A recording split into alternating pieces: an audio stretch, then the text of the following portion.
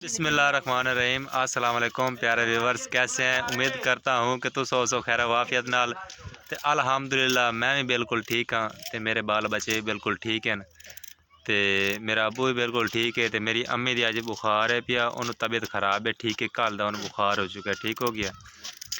अज दी video बनावन दा सिर्फ इहो मकसद है कि वेखदे पे ओ पर एंड दे विच जिथे छप्पर गत्ता पिया, ठीक है, वो मिले सानू कमरा फिलहाल रहने वास्ते, ठीक हो गया। तो उस कमरे का असा विजिट करावना है अज की रियाड़ी, ठीक हो गया। इस चीज़ का पता है कि मैं फालतू की वीडियो नहीं बनाता, मैं जी वीडियो बनाना उसका एक मकसद होंगे। अज का मकसद अपना यही होया पिया कि मैं तुम्हें विखावगा, यानी कि अपने घर के जोड़े कमरा है पिया, जो नवा कमरा तैयार किया जिन्हें हम रिहायश करनी है, ठीक हो गया। जिमें कि वीडियो शुरू करने तो पहले मेरी तमाम भैन भरावां दी गुजारिश होंगी कि मेरे चैनल पर अगर नवे तो चैनल सबसक्राइब कर देवन ते वीडियो नू लाइक कर देवें। हाँ जी, तो वीडियो स्किप नहीं करनी, यानी कि वीडियो साड़ी मुकम्मल वेख करो। माशाल्लाह गाइस, अम्मा मेरी बीमार है, उन्हें बुखार हो गया, ठीक है। अब्बू मेरा हम दवाई लेते आया, ठीक हो गया। तो अब्बू मेरा ना जो गल्लां ते वड्डे वड्डे वाल हो जाते हैं ना, वो उच्ची नाल पटदा बैठा है क्योंकि कलप शलप तो लवेंदा नहीं, माशाल्लाह हुण चिट्टी दाढ़ी हो गई है, लेकिन जो इत्थे ते वाल आते ना थोड़े थोड़े इस जगह ते इन्होंने साफ करदा बैठा, उच्ची लाई बैठा है। तो अम्मा मेरी शोदी बुखार है पी है। अम्मा क्या हाल है? ठीक हो नहीं? कोई फर्क पिया बुखार का? ब्लड घटा खड़ा है। मेरी अम्मा दवाई लाई है, ठीक हो गया है। वेखो ये हुण मेरा प्यो लाया, मेरा प्यो तो मेरी अम्मा लैन दवाई, ठीक हो गया। ये हुण मेरी माँ दवाई खाँदी पई है, ब्लड दी गोलियां, ये गोलियां ब्लड दी, ब्लड वध गया है तो इन्हां नाल आराम आ जासी। दुआ करनी है, ठीक है, क्योंकि मेरी माँ सारा घर का काम शाम करती रहती, रोटी छोटी पकाती रहती है, तो ये होई भी बीमार, हुण सारा काम वत्सना यानी कि क्योंकि हाँ सारा दिन ला लाते ना, तो सारे दिहाड़ दे विच काका ही खिडावना इहदी जिम्मेवारी है, तो रोटी पकावनी भी इहदी जिम्मेवारी है। हुण वसल कटेंदी बैठी है, वसल कटी बैठे। वसल मेरी सास ठीक ठाक है ना, तो मैनू काम दा कोई फिक्र नहीं है, मैं तो रोटी पक्की पकाई खाण वाली आ भी। हाँ जिद्दां दी इत्थे आई मैं रोटी को नहीं पकाती। हाँ ते हुण अम्मी नू बुखार है, ते रोटी मैनू पकानी पैंदी, सब्जी बना के मैं रख लई है, ते बसल कटदी बैठी हां। ते मेरी ननान दी कमीज वेखो किड्डी पुट्ठी कमीज पाई दी, पुट्ठी। रोही दे विच रह रहा ते मेरे पोतर दे हालात के होए बैठे, कच्चे गुंगलू खांदा बैठा। किश खांदा बैठा हैं? हाँ गुंगलू खांदा बैठा मेरा पुत्र। तू किश खांदा बैठा है? क्या खाई?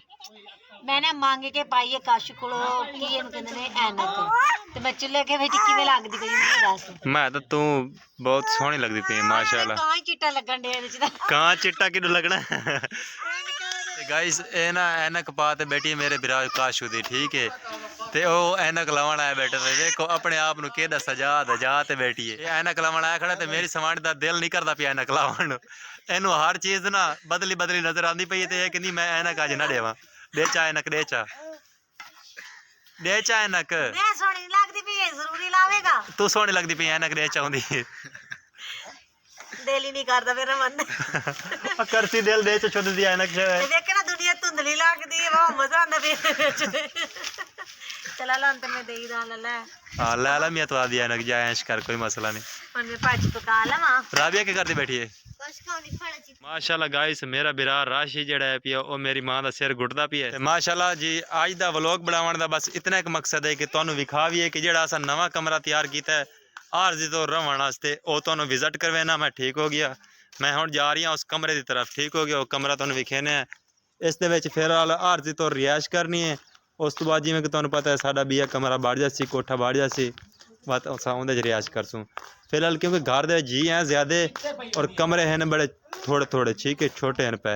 तो ये वो कमरा है, ठीक है, इहदे ते असां ना तंबू नहीं होंदा मिठाई वाला तंबू, शादी शुदी ते बंदा जांदा ते उत्ते जेह्ड़ा तंबू होंदा तंबू कनाता ये उत्ते सट करता, ठीक है। थल्ले गाडर ते कड़ियां न पियां खज्जी वालियां, मैं तुहानू विजिट करवाना, ठीक हो गया। ठीक हो गया। इस कमरे दे विच दो जी साडे अलग समझन, दो त्रै जी, ठीक हो गया। ये पिया वो मेन कमरा है वड्डा जेड़ा खड़ोता है, ठीक हो गया। उस तो बाद आ गया ये, ठीक हो गया। ये बनाया असा यानी कि इतने आरजी तौर पर रहने वास्ते भाई हवा भी ना लगे, ठीक है, तो अंदर वाड़ जाए। मैं तेन अंदर का विजिट करवाना इंदा, ठीक हो गया। ये कुछ इस तरीके का, ठीक हो गया, इस तरीके का कमरा तैयार किया गया। ये वेख लो उत्ते ना असा लकड़ा पाई थोड़ी थोड़ियाँ, उत्तों असा जरा शादी तो तंबू कनात आउंदियां वो ला ते, ठीक हो गया। इहदे विच ना फिलहाल आरजी तौर असा रिहायश करांगे इंशाल्लाह। कोशिश करेसू कि बारिश बुरिश इहदे च ना सी, जे बारिश आ गई तो बात भी अल्लाह वारे से बात कोई मैनेज कर सूँ जिमें अग्गा पिछा एक कमरे च वड़ जासूँ या कोई मैनेज करना ही पमसी। फिलहाल तो अस इन रिहाइश करनी ठीक है, बिल्कुल साफ सुथरा है अंदरों। ये रेड़ा पिया मैं ते ना इट्टा कड्ढना से जाना होना बट्टे वास्ते। ये बाकी साफ सुथरा तले ताले इत्थे मंजी पई है ठीक हो गया।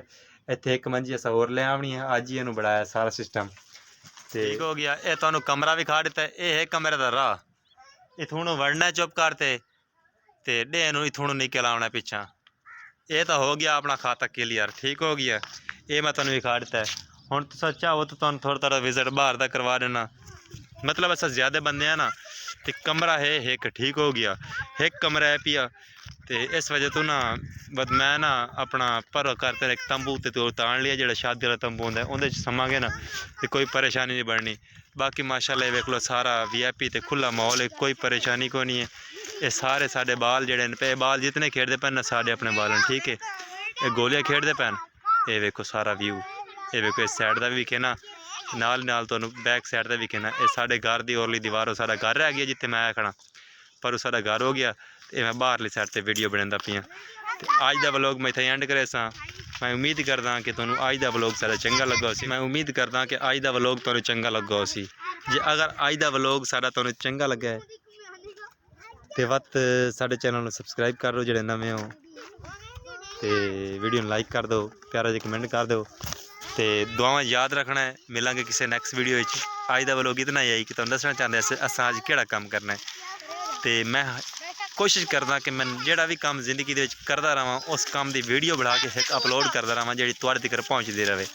इंशाल्लाह इस तरीके नाल तुसां मेरी वीडियो वेखदे रहो तो मैं तुहानू डेली दी डेली नवीं दी नवीं अपडेट की वीडियो देंदा रहा। बाय, अल्लाह हाफिज़।